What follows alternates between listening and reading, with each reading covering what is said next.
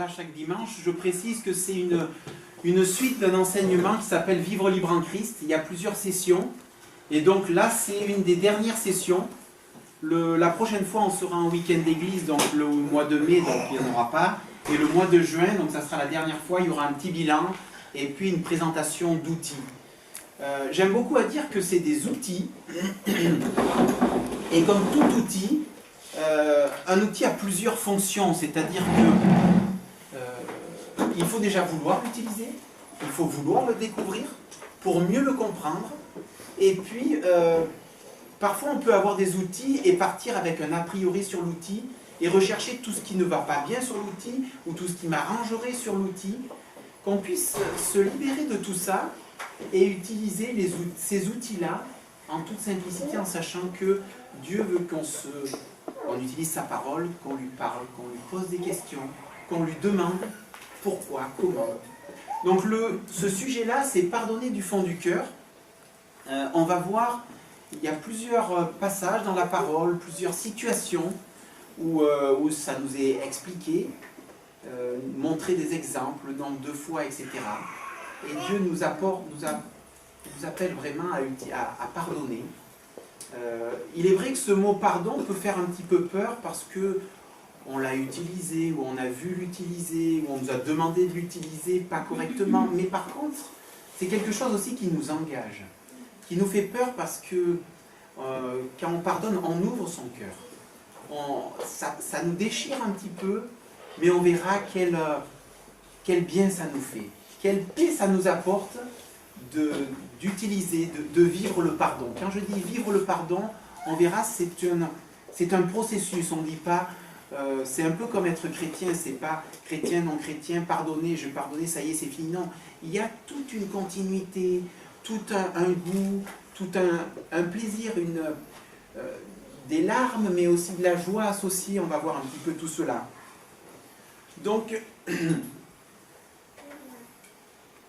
il y a la nécessité du pardon. Dans 2 Corinthiens, il nous est dit, quand vous pardonnez à quelqu'un une faute, je lui pardonne aussi. Et si je pardonne, pour autant que j'ai à pardonner quelque chose, je le fais pour vous, devant le Christ, afin de ne pas laisser Satan prendre l'avantage sur nous, car nous connaissons en effet fort bien ses intentions. Ne rien donner à Satan, ne pas laisser cette porte ouverte que l'on a au fond du cœur, cette amertume que l'on peut avoir, ce non-pardon, parce que Satan sait comment rentrer par cette porte et nous faire ruminer, nous faire voilà, des choses qui vont nous peser sur le cœur, et on va voir cette nécessité de pardonner pour être libéré, pour avancer dans notre vie de chrétien. On sait que aussi, Dieu l'exige. Dans la prière que le Seigneur Jésus donne en exemple aux disciples, il y a quand on prie, pardonne-nous nos offenses, comme nous aussi, nous pardonnons à ceux qui nous ont offensés. Et pardonne-nous nos offenses, comme nous aussi, nous pardonnons. On voit qu'il y a cette relation de pardon entre la relation que j'ai avec Dieu et que j'ai avec la personne à qui j'ai à pardonner, ou à qui voilà, cette relation de pardon. Et on voit que c'est vraiment une interaction. On a une difficulté à avoir une relation paisible et pleine avec Dieu si on a du non-pardon. Parce que c'est toujours là, et Dieu nous dit cela. Pardonne-nous nos offenses comme nous aussi nous pardonnons. Donc nous devons retrouver, si nous voulons avoir une relation juste et saine avec Dieu, elle n'est pas indépendante des autres. C'est-à-dire qu'il faut vraiment avoir ce travail de relation avec les autres, de pardon, d'approche par rapport à cela. Et Dieu a 2 rôles. Donc il a le rôle de juge, mais aussi celui de père. On voit que Christ a payé à la croix. Il a jugé nos péchés, il nous a pardonnés, mais ensuite il a cette relation de père. Il veut que nous retrouvions une relation en tant que père. Juge, Christ a payé à la croix, mais ensuite cette relation de bien-être, cette vraie relation entre mon papa, qui est Dieu, et moi-même. Et on voit l'impact qu'il y a avec aussi les autres, parce que ça va nous travailler. On va voir que dans notre tête, si on n'a pas fait ce chemin-là, on est un peu gêné entre oui, Dieu m'a pardonné, Dieu a pardonné, mais j'ai toujours ça dans ma tête qui est là et qui me travaille.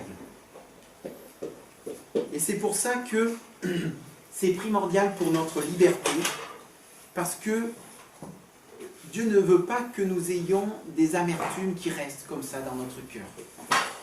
Et parfois on utilise le pardon, on dit oui, mais moi, c'est pardonné, c'est bon, ça y est, c'est pardonné, mais quand on aborde le sujet, hop, ça revient tout de suite, on voit que la personne, ou même on apporte toujours ce sujet-là, et on dit c'est pardonné, mais j'en parle toujours, mais j'en parle pas avec quelque chose de paisible dans mon cœur. Et on va voir que le chemin du pardon, c'est qu'à un moment, on peut parler des circonstances, de la personne, de la situation, sans avoir quelque chose qui nous pique, qui nous fait mal, et qu'on en reparle, mais pas paisiblement. Donc c'est vraiment quelque chose de primordial pour notre liberté, d'arriver à vivre. Quand je dis vivre le pardon, comme je l'ai dit, c'est un processus, c'est quelque chose qui va prendre du temps. On va prendre l'exemple d'une blessure, que voilà, il faut déjà reconnaître qu'il y a cette blessure-là, vouloir la soigner, et une fois qu'on démarre les soins, et ben ça prend un temps avant que ça guérisse, et qu'on ne ressente plus rien, en sachant qu'il y a quand même toujours le visuel qui peut être là, mais voilà, il y a quand même cette nécessité. L'ampleur de notre dette. C'est vrai que lorsqu'on se place devant la croix, et comme on l'a fait ce matin, et qu'on regarde Christ qui a donné sa vie, qui nous a pardonné nos péchés, alors qu'on était haïssable, lui nous a pardonné, nous a aimés dans l'état où nous étions. Et cette dette est immense. Et il y a Luc qui dit que ceux à qui on a beaucoup pardonné aiment davantage, ceux à qui on a pardonné peu de choses aiment moins. Et on voit que lorsqu'on considère l'ampleur de nos péchés, de notre situation, et qu'on voit que Christ a pris tout cela à la croix, nous a pardonné nos péchés, notre amour ne peut que grandir au fur et à mesure qu'on découvre Christ et qu'on apprécie et qu'on découvre toute cette grandeur, cet amour qu'il a fait aller jusque sur la croix. Rembourser est impossible. Et on a cette histoire dans Matthieu, de la personne qui remet, après supplication, le maître remet à ce débiteur je ne sais plus combien d'années de salaire, qu'il était impossible pour lui de pouvoir payer cette dette. C'était totalement impossible.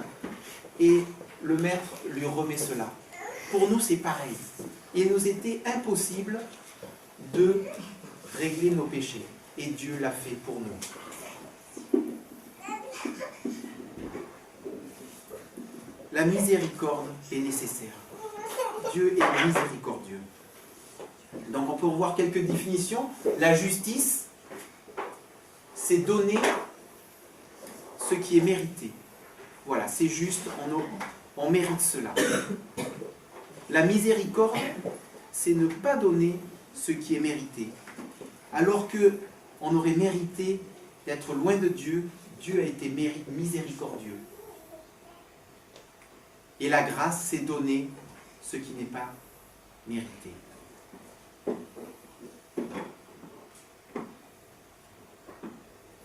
Donc on disait pardonner de façon à ce que Satan ne prenne pas l'avantage sur nous. Parce que je voulais lire dans Matthieu 18, dans Matthieu 18, quelque chose que j'ai relu et qui m'a vraiment interpellé. Et la parole de Dieu donc nous le dit et nous le rappelle. Matthieu 18 au verset 34, donc c'est toute l'histoire que je vous avais dit au niveau des 10 000 talents qui ont été pardonnés. Et ensuite, au verset 34, on va prendre le verset 34, et son Seigneur étant en colère, le livra au bourreau jusqu'à ce qu'il eût payé tout ce qui lui était dû. Ainsi aussi, mon Père Céleste vous fera, si vous ne pardonnez pas de tout votre cœur, chacun à son frère. Dans ce verset, il y a 2 points. Il y a vous fera, c'est-à-dire qu'on aura ce tourment. Ce tourment, c'est-à-dire ces choses qui nous reviennent toujours, qui nous perturbent dans notre esprit, parce qu'on n'a pas pardonné, on a quelque chose qui est là, dans notre tête, qui nous lie, dans notre cœur, qui est là, qu'on ressasse. Si on ne pardonne pas du fond de tout votre cœur, chacun à son frère. Donc il y a la profondeur. Dire pardon comme ça, non, Dieu nous dit ça ne suffit pas. Ça ne suffit pas parce que il va y avoir toujours quelque chose qui va travailler dans votre cœur. Il faut que vous pardonniez de tout votre cœur, profondément, pour ne être libéré. Libéré de ces choses qui, ah oui, je me rappelle, cette situation me fait penser à. Mais ça veut dire que si on a ça dans notre cœur, on a quelque chose qui n'a pas été réglé. Donc on n'est pas pleinement libre. On vit, mais on a quand même. Et si ça revient à notre esprit, c'est qu'il y a quelque chose à régler. C'est qu'il y a quelque chose à régler. Et ces choses à régler sont parfois difficiles parce qu'il faut oser les faire ressortir, oser en parler, oser aller voir la personne, notre conjoint, notre frère, nos parents, nos enfants, notre frère et sœur dans l'église, notre voisin. Voilà, il y a des choses où il se dit, ah oui, mais si je... Alors parfois, on l'a dans la tête. C'est quelque chose que moi j'ai vécu. On l'a dans la tête, on se dit, ouais, mais bon, ça fait quelque temps, je pense que non. Et pourtant, c'est là dans la tête. Et faire le pas est très difficile. Mais par contre, Dieu est grand en bonté, et quand il veut nous libérer, alors que nous, parfois, on n'a pas la force, c'est la personne offensée qui vous écrit et qui vous dit « Je vous pardonne de cette situation ». Et là vous êtes travaillé. Là, vous êtes travaillé et vous dites « Merci Seigneur, parce que c'est la personne qui m'a libéré ». Et voilà, il y a parfois, s'il y a quelque chose dans notre tête, dans notre cœur, qui est là, parfois petit, mais osons faire le pas, osons aller voir pour être pleinement libérés.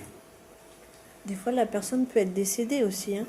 Voilà, donc par rapport à des situations où les personnes ne sont plus là, il y a quand même un chemin où on sait que la personne ne pourra pas revenir vers nous pour en parler, mais il y a aussi un pas à faire, une situation. Alors c'est un sujet grand, vaste, parfois délicat en fonction des situations, mais on peut l'exposer devant Dieu, on doit l'exposer devant Dieu pour faire ses pas.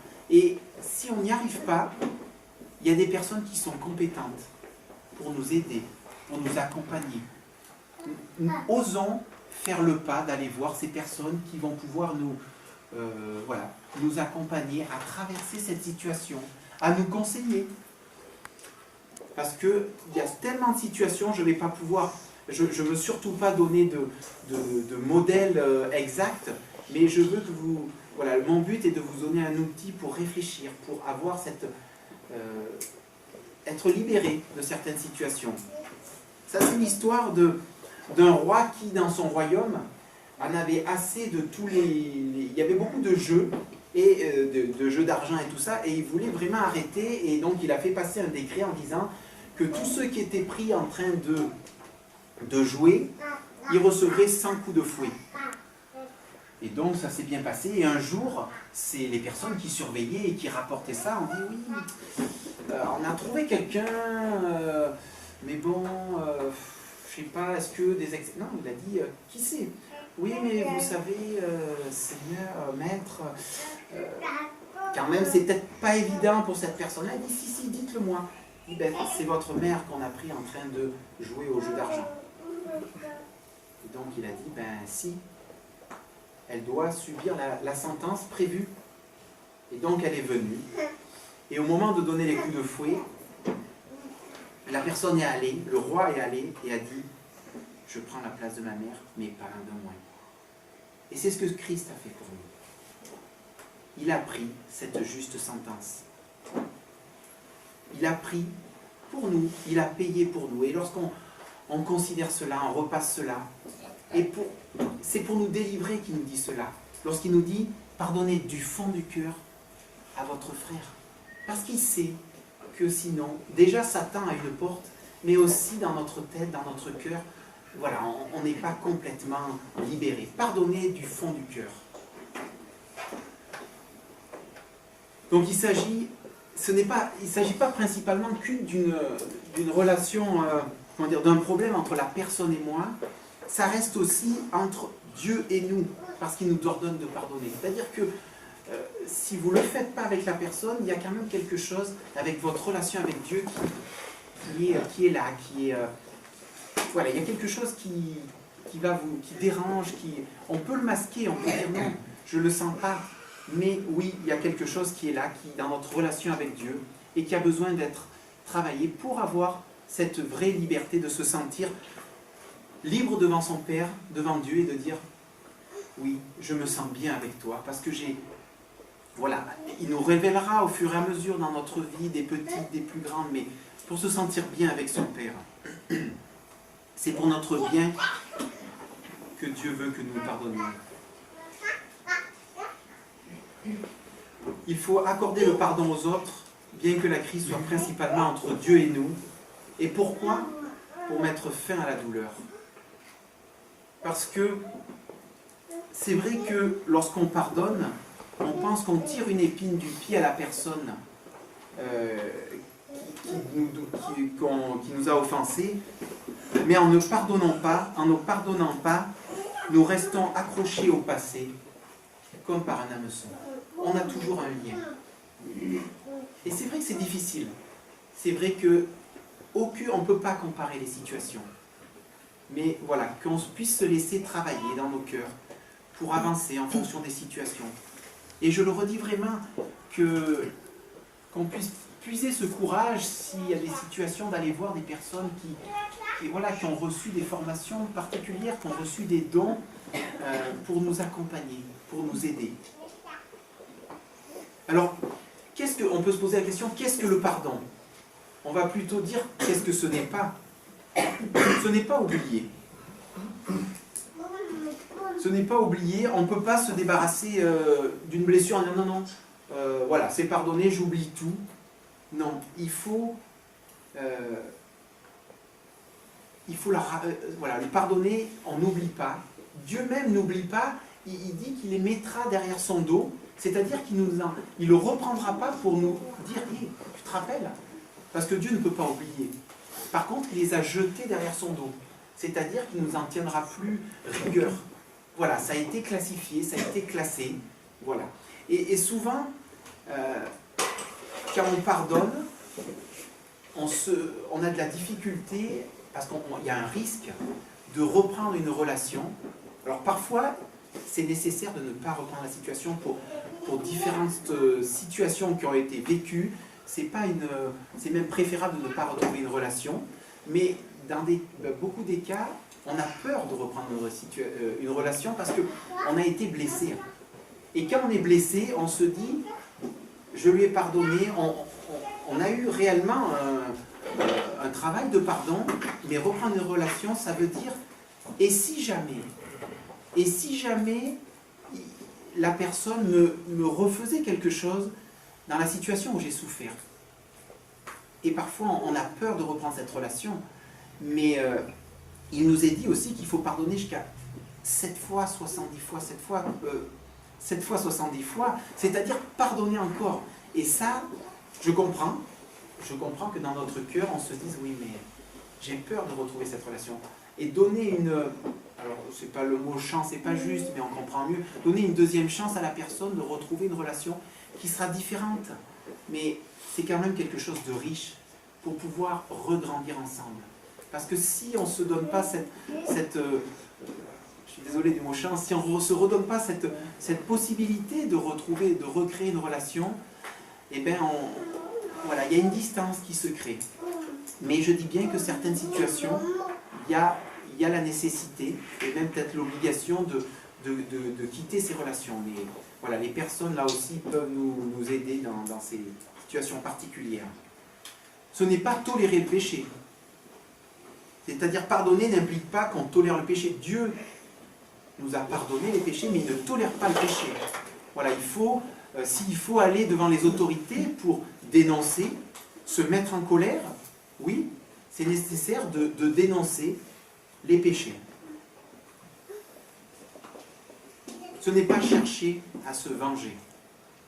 Et parfois, on pardonne, mais on se dit, bon, c'est pardonné, mais le prochain coup, si j'ai... Voilà, je m'en rappelle. Eh bien, par rapport à ça, si on a ça encore à l'esprit, je me rappelle de toute la souffrance que, voilà, on se dit non, il y a quand même un travail encore à faire pour laisser Dieu juger. Justice. Pourquoi dois-je lui tirer une épine de pied? Où est la justice? À la croix. La justice est à la croix. Certes, on a tiré une épine du pied à la personne, mais la personne doit régler ça avec Dieu. On remet la situation entre les mains de Dieu. Et on sait que un jour, Dieu fera les comptes. Un jour, Dieu... Alors peut-être que nous, on verrait une justice différente que celle de Dieu, que Dieu applique. On aurait notre pensée, notre justice plus humaine qui dit, puisque œil pour œil, dent pour dent, et pourquoi pas, parce que j'ai beaucoup souffert, j'aimerais telle justice, telle justice. Ayons le pas de foi de remettre cela entre les mains de Dieu. Oui, c'est pas évident, c'est pas facile, voilà. Mais c'est ce que Dieu nous demande de lui donner ça dans les bras et lui dire, oui, je sais, je connais le cœur de la personne, je connais ton cœur, je connais ce que tu souffres, mais remets-moi cela entre tes mains. C'est prendre la décision de vivre avec les conséquences du péché d'une autre personne. Oui, vivre avec les conséquences du péché, c'est quelque chose que l'on a tous. Parce que, premièrement, alors celui qui me dirait non, on dit oui, mais Adam a désobéi, Adam a péché, et nous vivons avec les conséquences d'Adam. Mais si on réfléchit, on sait que, en tant que parents, et nos parents, il y a des choses qu'on n'aurait pas fait comme ça et qu'on pourrait leur en vouloir. Il y a différentes situations qui nous font que, par rapport à un péché ou une situation d'une personne, ben, on est obligé de vivre avec. Et que tant qu'on n'a pas fait ce pas d'accepter que ce n'est pas juste, c'est vrai qu'on n'aurait pas dû subir cela, vivre cela, mais le fait est là, et on doit le traverser. Et là aussi, dans ce côté de traverser avec le péché d'un autre, c'est vraiment la situation que je disais tout à l'heure par rapport à une blessure que l'on peut plus facilement comprendre. Si quelqu'un vous blesse, alors sans faire exprès ou en ayant une intention, si voilà, on vous casse le bras, on vous ouvre une plaie, ça, on voit mieux, on vous ouvre là, et vous avez...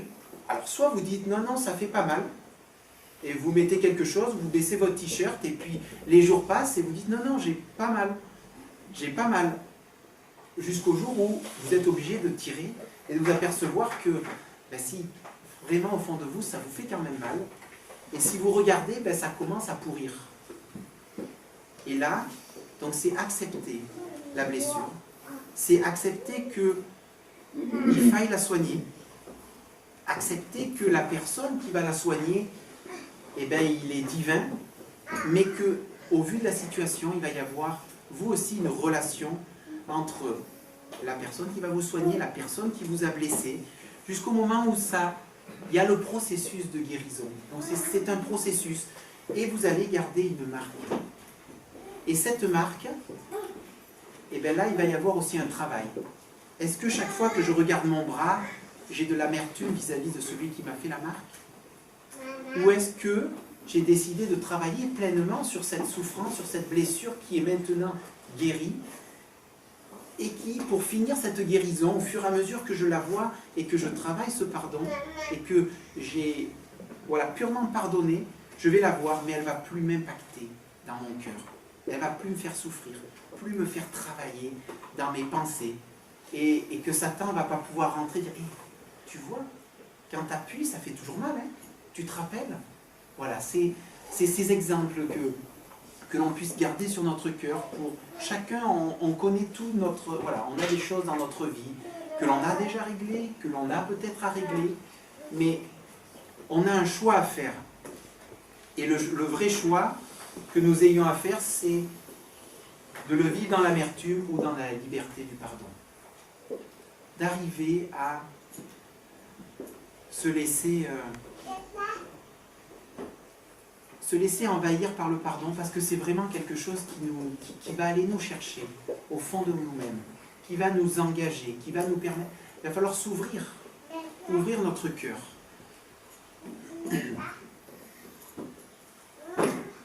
En conclusion, on pourrait dire que le pardon sert à libérer le captif et ensuite de vous rendre compte que le captif, c'était vous.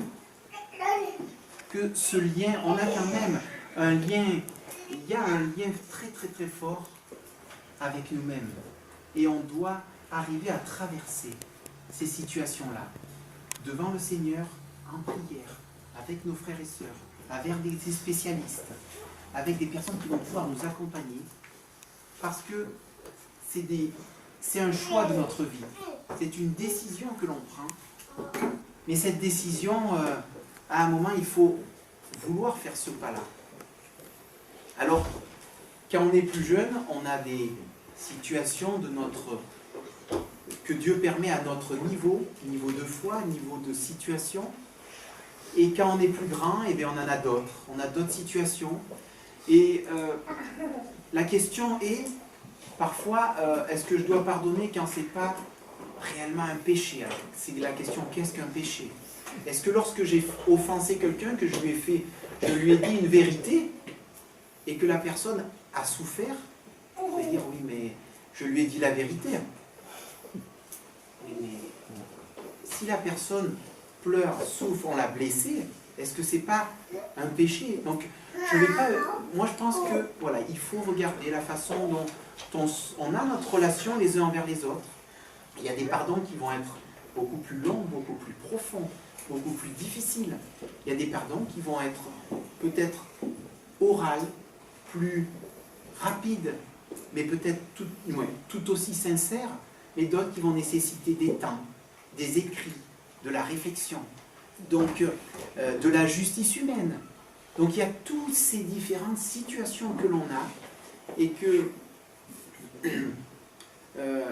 et dans la parole, il y a plusieurs fois, par exemple Pierre, il ne nous est pas parlé.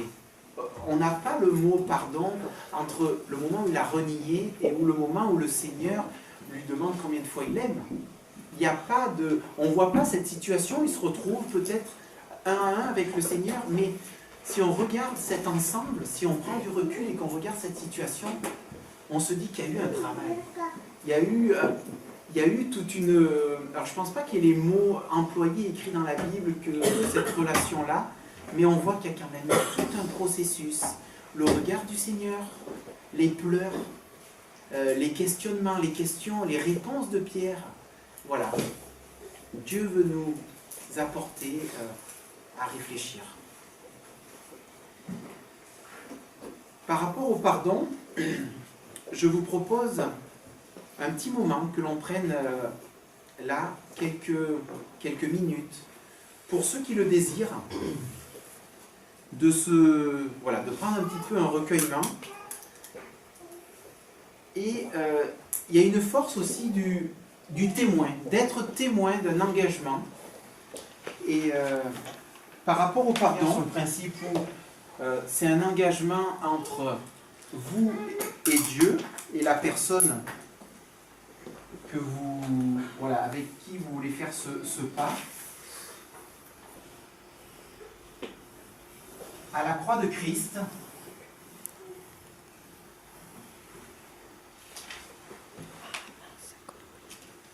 devenir maître,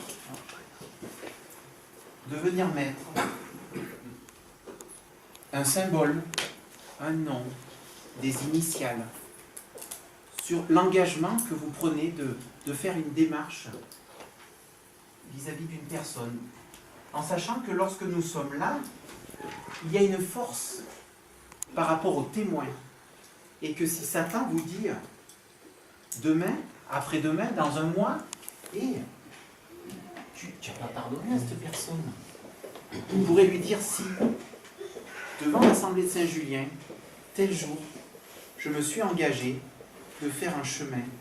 Alors, c'est peut-être pas tout de suite, mais d'avoir un engagement. Et c'est vrai que de s'engager nous